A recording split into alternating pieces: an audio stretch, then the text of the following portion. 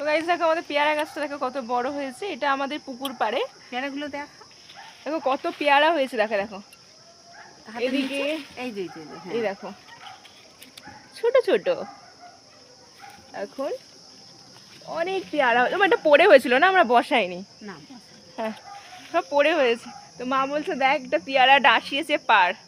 দেখো আমি আমার বরকেও বলেছি বারুইপুরের গাছ খুব ভালো হয়, ওখানে বলেছি কটা আমাদের বাস্তবে মানে লিচুর গাছটা নেই আর কি, আঁশফলের গাছ আর আর একটা কি গাছ বলছিল, ও লাল জামরুল। আগে আমাদের একটা জামরুল গাছ ছিল, সেই আমাদের বাড়িটা যেখানে হয়েছে ওখানে ছিল, তো সেটা কাটা পড়ে গেছে।